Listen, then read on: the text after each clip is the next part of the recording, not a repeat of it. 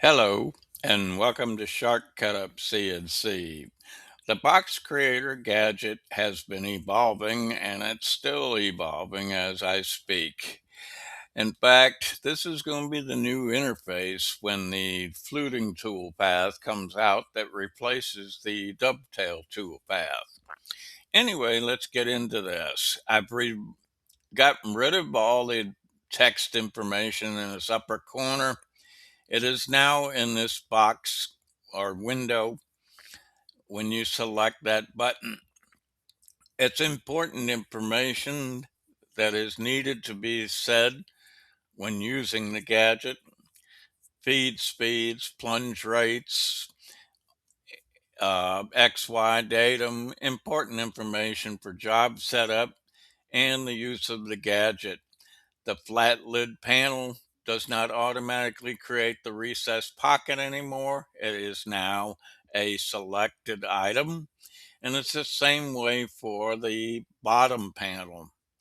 So let's look at the gadget more in detail. I've actually added more information into the title boxes of each section. In fact, I've added some to the sections also. It used to say geometry options. It now says geometry measurement options. Here is a new added feature.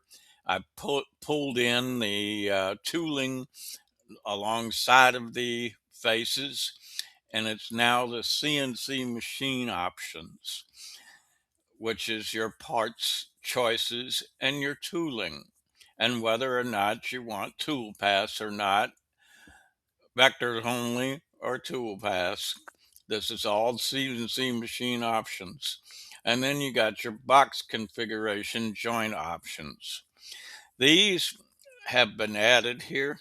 The recess pocket, well, added or changed, let's put it that way. Uh, Anyhow, I'll show you how it works also. Finger joint, dovetail joint, nothing changes on that. But now when you select jointed, the add recess is not needed because it only applies to the flat lid panel. When you select the flat lid panel, you can have either the panel or and add a recess to the other side of the panel. Now you've got a flat lid panel with a recess on the opposite side.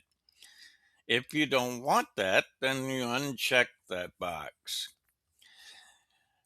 Same thing happens over here with the jointed, going from jointed bottom or no bottom to a flat bed bottom panel. Excuse me. Anyway, let's go back to jointed, and boom, you see what happens? The recess is no longer there. Now we'll select no bottom. It goes, and it goes so that you can still see the use setting or last use setting, the setting that's applied. And that's important for the simple reason that if I decided to say no bottom, how is the bottom on these other parts being configured? Well, here it tells you is automatically there's no bottom part, so there's not going to be any configuration whatsoever on the bottom of these parts. Now, let's say I wanted the dovetails or I wanted the finger joints on the bottom of the remaining parts. Go back and select bottom and I say jointed, and then I click that back off again. But you can still see a visual representation of what these remaining joints are going to look like. It's going to have a jointed bottom. Same thing applies to the lid. Right now, if I selected a lid, no lid, I should say, being machined, it's going to have a flat edge. There's not going to be any dovetails or fingers. Oh, shucks, I want the fingers. So I check this back on. I say jointed, click that back off again. And there you have the visual representation still being shown as to what the conditions are as the box configuration to these faces being machined. Now, another interesting feature that's been added recently or previously was the user scaling. It works upon selecting it. It's 125, and then you just adjust your window so that everything is inside the window, and then you scroll and you got your window exactly the way you need it. And that is basically for the uh, high resolution users, the how few they are, but I'd like to make everybody happy. We give them the same capabilities that we give all other users. But this is what the gadget, new gadget interface is going to look like when the fluting toolpath is completed.